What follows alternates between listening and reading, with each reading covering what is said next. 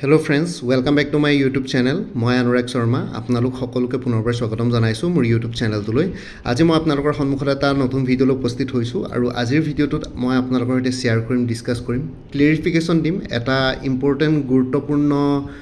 ডাউটৰ ওপৰত। আপোনালোকে বহুতে প্ৰশ্ন কৰি আছিলে আৰু বহুত হয়তো ইউটিউবাৰে এতিয়ালৈকে ভিডিঅ' বনালেও মোৰহে অলপ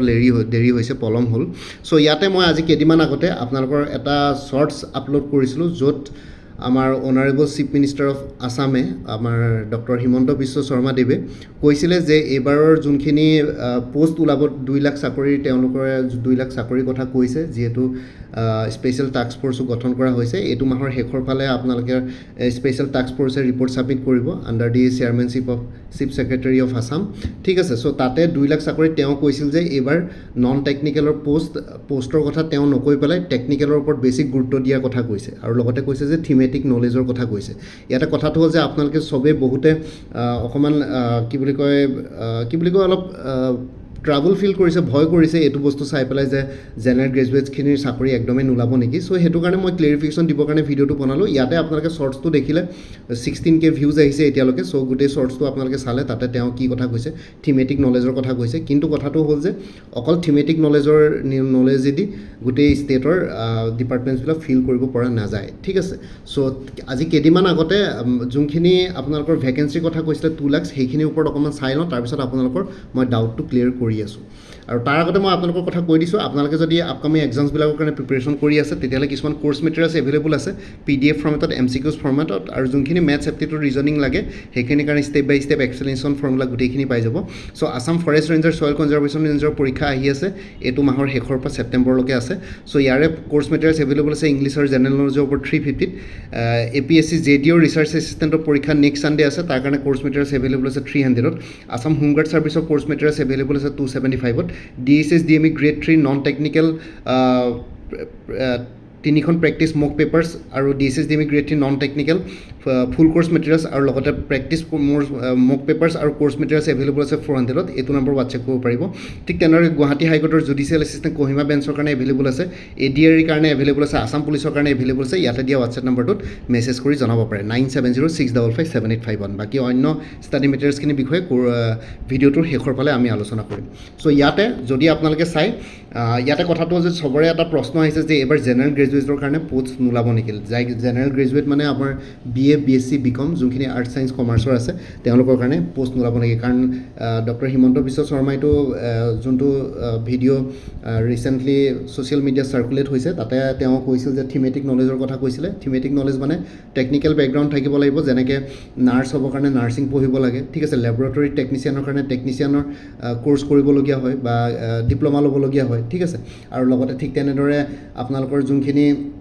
জুনিয়ৰ ইঞ্জিনিয়াৰ বিভিন্ন ধৰণৰ ছাবজেক্টছ আছে সেইখিনি পঢ়িবলগীয়া হয়। চ' সেইখিনি টেকনিকেল নলেজ বুলি কয়। লাইক ইঞ্জিনিয়াৰিং গ্ৰেজুৱেটছ MBA হ'লে মানে সেইখিনিও প্ৰফেচনেল নলেজ থাকে। ঠিক আছে, ফাইনেন্স, মাৰ্কেটিং, HR, চ' সেইখিনি তেনেকুৱা ধৰণৰ থিমেটিক নলেজ বুলি কয় সেইখিনিক। চ' ইয়াতে জেনেৰেল গ্ৰেজুৱেটৰ পোষ্ট নোলাব নেকি। প্ৰথমতে কৈ দিছোঁ 2026 to 2031 নেক্সট 5 yearsৰ ভিতৰত 2 লাখ চাকৰি ওলাব। তাৰে তেওঁ কৈছে যে 22,000 পোষ্ট হেল্থ ডিপাৰ্টমেণ্টৰ কাৰণে এলট কৰা হৈছে। ঠিক আছে, 22,000 পোষ্ট হেল্থ ডিপাৰ্টমেণ্টত ওলাব, মানে 2 লাখ পোষ্টৰ 22,000 অনলি হেল্থ ডিপাৰ্টমেণ্টৰ কাৰণে। আৰু লগতে এইবাৰ বাজেটত এটা কথা কৈছিলে যে 4,625 4,625টা পোষ্ট গ্ৰেড 3 আৰু গ্ৰেড 4 পোষ্ট ইয়াতে ইনক্লুড কৰা হৈছে। আৰু ইয়াতে যোনখিনি গ্ৰেড 3 গ্ৰেড 4 আছে, তাতে নট অনলি টেকনিকেল, নন টেকনিকেলো, টেকনিকেল আৰু নন টেকনিকেল দুইটা পোষ্টে তাতে ইনক্লুডেড আছে। গ্ৰেড 3 আৰু গ্ৰেড 4 4,625। এইবাৰ 2026-27 আছাম বাজেটত এইটো কথা উল্লেখ কৰিছে আমাৰ নতুন ফাইনেন্স মিনিষ্টাৰ জয়ন্ত মল্ল বৰুৱাই। ঠিক আছে, চ' আপোনালোকে সেইটো দেখিছে, মই অলৰেডি ভিডিঅ' বনাইছিলোঁ। চ' ইয়াতে টেকনিকেল নন টেকনিকেল দুইটাৰে গ্ৰেড 3 পোষ্ট আছে। ঠিক আছে, আৰু লগতে গ্ৰেড 4ও আছে 4,625। আৰু 22,000 4,625 grade 3 grade 4 technical non technical, আৰু লগতে যোনখিনি 22,000 বাকী পোষ্টখিনি আছে সেইখিনি ধৰক অলপ স্পেচিয়েলাইজ পোষ্ট আছে, যেনেকৈ ডক্টৰ্ছ, মেডিকেল প্ৰেক্টিশ্যনাৰ্ছ আৰু কিবা কিবি তেনেকুৱা ধৰণৰ আছে হেল্থ ডিপাৰ্টমেণ্টত। আৰু লগতে 75,000 টিচিং পোষ্টৰ কথা কৈছে, কাৰণ 75,000 টিচিং পোষ্ট ইয়াতে দৰকাৰ পৰিছে ষ্টেটত। চ' ইয়াতে টেট কাম ৰিক্ৰুইটমেণ্টো আহিব। আৰু লগতে লগতে এছিষ্টেণ্ট প্ৰফেচাৰৰ বহুতখিনি ভেকেঞ্চি আহিব নেক্সট 5 ইয়াৰ্ছত পাই থাকিব আৰু এনেকুৱা নহয় যে ইমিডিয়েট ওলাব কিন্তু 2026 to 2031 ৰোড মেপ হয় এইটো চ' সেইটো কাৰণে সেই 5 বছৰৰ সময়ছোৱাত এইখিনি পাই থাকিব আৰু বাকী থাকি গ'ল যদি আমি 75K আৰু 22K যদি মাইনাছ কৰোঁ 2 লাখৰ পৰা 1,03,000 পোষ্ট বাকী থাকি গ'ল চ' 1,03,000 পোষ্টটো ইয়াত থাকিব ADRE Assam police autonomous organisations PSUs যোনবিলাক অলৰেডি তেওঁ কৈছিলে 2 লাখ চাকৰিৰ ভিতৰত ঠিক আছে ইয়াতে অট'নমাছ অৰ্গেনাইজেশ্যনছ আৰু PSUsও আছে অট'নমাছ অৰ্গেনাইজেশ্যনছ মানে যেনেকৈ অট'নমাছ অৰ্গেনাইজেশ্যন আমাৰ ইউনিভাৰ্চিটিছবিলাক পৰে যেনেকৈ শিৱসাগৰ ইউনিভাৰ্চিটি হৈ গ'ল অট'নমাছ এতিয়া JB ইউনিভাৰ্চিটিখন জগন্নাথ বৰুৱা ইউনিভাৰ্চিটিখন যোৰহাটৰ অট'নমাছ হৈ গ'ল ঠিক আছে বহুতবিলাক কলেজবিলাক অট'নমাছ ইনষ্টিটিউট বনোৱা হ'ল ঠিক আছে চ' সেইখিনি অট'নমাছ অৰ্গেনাইজেশ্যন পৰে তাতো বহুতখিনি পোষ্ট ওলাব এনেকুৱা নহয় যে পোষ্ট নোলাব ইয়াতে টিচিং পোষ্টখিনিৰ ক্ষেত্ৰত ইয়াতে এছিষ্টেণ্ট প্ৰফেচাৰ টিচিং পোষ্টখিনিত আছে বাকী অট'নমাছ অৰ্গেনাইজেশ্যন যিবিলাক কলেজেছ ইউনিভাৰ্চিটিজ আছে সেইখিনি অট'নমাছ অৰ্গেনাইজেশ্যনৰ ইয়াতে গ্ৰেড 3 গ্ৰেড 4 পোষ্টৰ কথা ইয়াতে তেওঁলোকে কৈছে মানে নন টিচিং ষ্টাফৰ কথা কৈছে আৰু লগতে PSUs মানে APDCL AEGCL ঠিক আছে সেই তেনেকুৱা ধৰণৰ সেইখিনি তাতো পোষ্ট ওলাব বহুতখিনি কাৰণ অলৰেডি আপোনালোকে দেখিছে APSCৰ থ্ৰুৱেদি এডভাৰটাইজমেণ্ট ওলালে এই APGCLত চাগে তাতে ওলাইছিলে এছিষ্টেণ্ট মেনেজাৰ জুনিয়ৰ মেনেজাৰ ঠিক আছে চ' সেই তেনেকুৱা ধৰণৰ পোষ্ট ওলাইছিলে আৰু এছিষ্টেণ্ট একাউণ্টছ অফিচাৰো ওলাব পাৰে বিভিন্ন ধৰণৰ অৰ্গেনাইজেশ্যন তেনেকুৱা PSUত নুমলীগড় ৰিফাইনাৰী সেই তেনেকুৱা ধৰণৰ কিছুমান হেৰিত তাতে পোষ্টৰ কথা কৈছে 1,03,000 পোষ্ট তাতে থাকিব আৰু ADREটো ইয়াতে পোষ্ট ইনক্লুড থাকিব এনেকুৱা নহয় যে ADRE পোষ্ট নোলাব আৰু আছাম পুলিচৰ যিহেতু অলৰেডি কিছুমান এডভাৰটাইজমেণ্ট হৈ গৈছিলে অনলাইন এপ্লিকেশ্যন যোনখিনি পৰীক্ষা হ'বলগীয়া আছে সেইখিনি পৰীক্ষা আপোনালোকে ছেপ্টেম্বৰ অক্টোবৰ নৱেম্বৰ ডিচেম্বৰ এই 4 মাহত এক্সপেক্ট কৰিব পাৰে যোনখিনি ফিজিকেল টেষ্ট আছে ফিজিকেল টেষ্ট যোনখিনি ৰিটেন এক্সামিনেশ্যন আছে ৰিটেন এক্সামিনেশ্যন এই 4 মাহত আপোনালোকে এক্সপেক্ট কৰিব পাৰে ৰিটেন এক্সামিনেশ্যন আৰু ফিজিকেল টেষ্ট প্ৰথমতে যোনখিনি ৰিটেন এক্সামিনেশ্যন হ'ব কিছুমানৰ ফিজিকেল টেষ্ট হ'ব তো তেনেকুৱা ধৰণৰ পোষ্ট বহুতখিনি আছে চ' সেইখিনি এক্সপেক্ট কৰিব পাৰে আৰু লগতে অট'নমাছ অৰ্গেনাইজেশ্যনৰ আপোনালোকৰ ইয়াতে 3.2 লাখ পোষ্টত আপোনালোকৰ ইয়াতে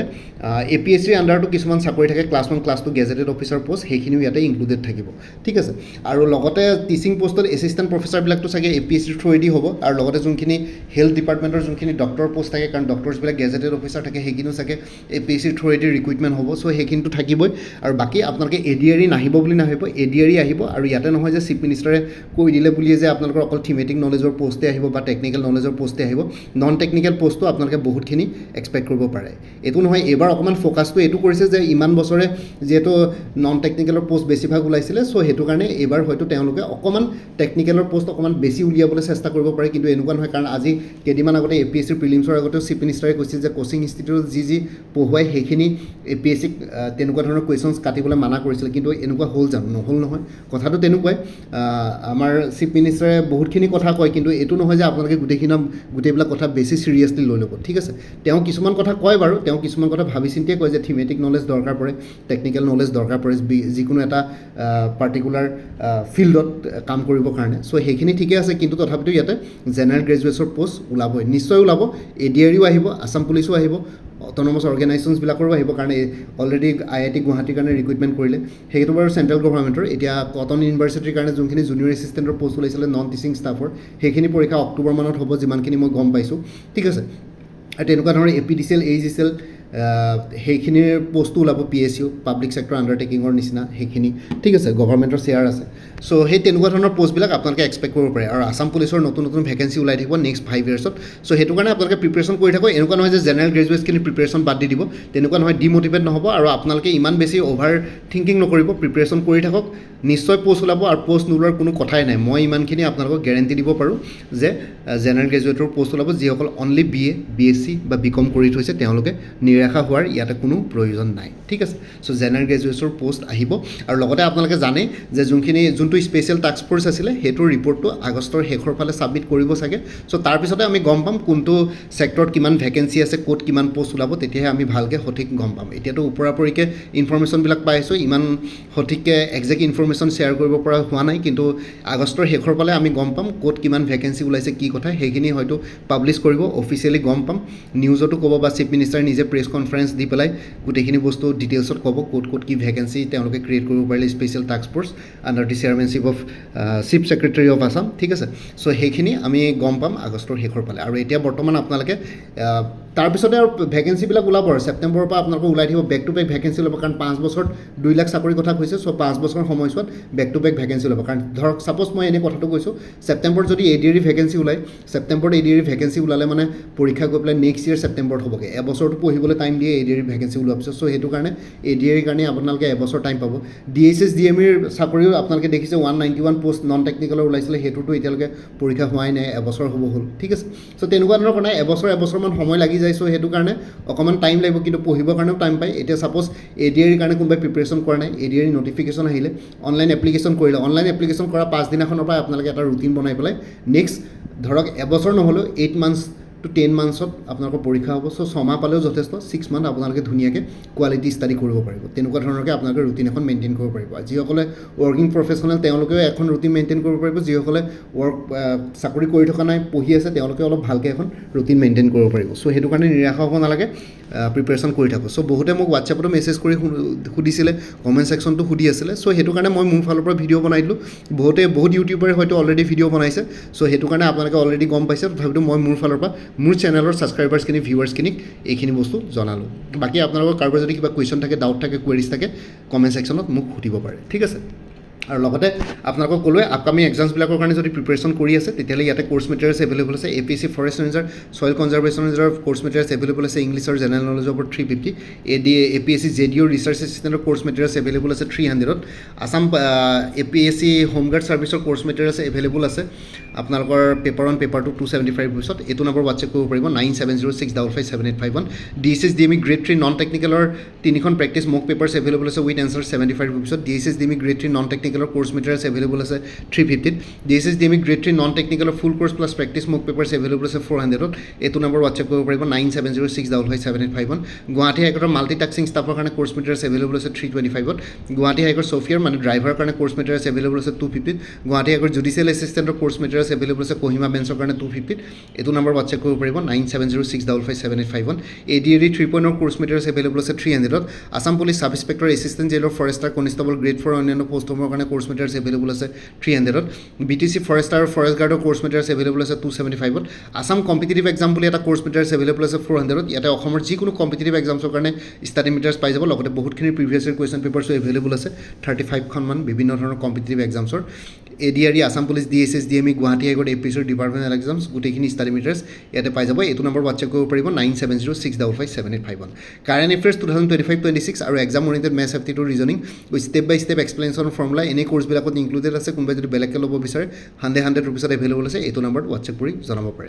35খন প্ৰিভিয়াছ ইয়াৰ কুৱেশ্যন পেপাৰ্ছৰ ছেটছ এভেইলেবল আছে উইথ এনচাৰ কিছ 125 ৰুপিছত এইটো নম্বৰ হোৱাটছএপ কৰিব পাৰিব 9706557851 PNRD আছামৰ কোৰ্চ মেটেৰিয়েলছ এভেইলেবল আছে 250 কটন ইউনিভাৰ্চিটি জুনিয়ৰ এছিষ্টেণ্টৰ কোৰ্চ মেটেৰিয়েলছ এভেইলেবল আছে 300 Assam agriculture university non teaching পোষ্টবিলাকৰ কাৰণে কোৰ্চ মেটেৰিয়েলছ এভেইলেবল আছে 300 এইটো নম্বৰ হোৱাটছএপ কৰিব পাৰিব 9706557851 APSC assistant engineer junior engineer course materials available আছে জেনেৰেল ষ্টাডিজ আৰু ইংলিছ গ্ৰামাৰ ওপৰত 250 এইটো নম্বৰ হোৱাটছএপ কৰিব পাৰিব 9706557851 আৰু মোৰ পৰা কোৰ্চ ল'লে আপডেটেড কাৰেণ্ট এফেয়াৰ্ছবিলাক লাইফ টাইম পাই থাকিব তাৰ কাৰণে কোনো ফাৰ্ডাৰ পে'মেণ্ট কৰিব নালাগে প্ৰত্যেক মাহৰ বিগিনিং বা ষ্টাৰ্টিঙতে এটা ৰিমাইণ্ডাৰ মেছেজ দিলে হ'ল যে প্ৰিভিয়াছ মান্থ বা লাষ্ট মান্থৰ কাৰেণ্ট এফেয়াৰ্ছ লাগে মই লগে লগে আপোনাৰ সৈতে শ্বেয়াৰ কৰি দিম ইণ্টাৰেষ্টেড কেণ্ডিডেটসকলে এইটো নম্বৰ হোৱাটছএপ কৰি জনাব পাৰিব 9706557851 আপোনালোকক কোনটো কোৰ্চ লাগে কোৰ্চৰ কণ্টেণ্টছখিনি শ্বেয়াৰ কৰিম লগতে পে'মেণ্টৰ লিংক দিম পে'মেণ্ট কৰাৰ লগতে গোটেই কোৰ্চটো নিজৰ হোৱাটছএপত PDF ফৰ্মেটত পাই যায় আৰু ইয়াতে যোনটো হোৱাটছএপ নম্বৰ দি আছে সেইটো অনুগ্ৰহ কৰি কল নকৰিব সেইটো জাষ্ট হোৱাটছএপ মেছেজৰ কাৰণে এভেইলেবল কলৰ কাৰণে এভেইলেবল নহয় বাকি ভিডিও ডেছক্ৰিপশ্যনৰ কমেণ্ট ছেকশ্যন চেক কৰক তাতে কোৰ্চখিনি কথা আৰু উল্লেখ কৰি দিয়া আছে লগতে মোৰ আৰু এটা চেনেল আছে অসম IQ বুলি এই চেনেলটোৰ লিংকটো ভিডিও ডেছক্ৰিপশ্যনত দিয়া আছে আপোনালোকে সেইটো চেনেলটো ছাবস্ক্ৰাইব কৰি ল'ব পাৰিব সতে ভৱিষ্যতলৈ এনেকুৱা ধৰণৰ কম্পিটিটিভ এক্সামছবিলাক দিয়াৰ ক্ষেত্ৰত আৰু অলপ এক্সট্ৰা গাইডেঞ্চ পাই যায় বাকি মোৰ ভিডিঅ'ছবোৰ চাই যদি ভাল পায় মোৰ চেনেলটো ছাবস্ক্ৰাইব কৰি ল'ব আৰু লগতে আপোনালোকৰ যিমানখিনি ফেমিলি ফ্ৰেণ্ডছ ৰিলেটিভছ আৰু চিনাকি এক্সপিৰিয়েঞ্চ আছে তেওঁলোকৰ লগত মোৰ চেনেলটো শ্বেয়াৰ কৰিব লগতে কমেণ্ট ছেকশ্যনত জনাব কিবা যদি কুৱেশ্যন থাকে ডাউট থাকে মই নিশ্চয় আপোনালোকৰ কুৱেশ্যনছ আৰু ডাউটছবিলাকৰ ৰিপ্লাই দিবলৈ চেষ্টা কৰিম বাকি আজিৰ ভিডিঅ'টো ইমানতে সমাপ্ত কৰি আপোনালোক সকলোৰে পৰা বিদায় ল'লোঁ কাইলৈ পুনৰ এটা নতুন ভিডিঅ'লৈ আপোনালোকৰ সন্মুখত উপস্থিত হ'ম তেতিয়ালৈকে ভালকৈ প্ৰিপেৰেশ্যন কৰি থাকক সকলোৱে অল দি বেষ্ট থাকিলে bye take care friends Bharat মাতা কি জয় জয় আই অসম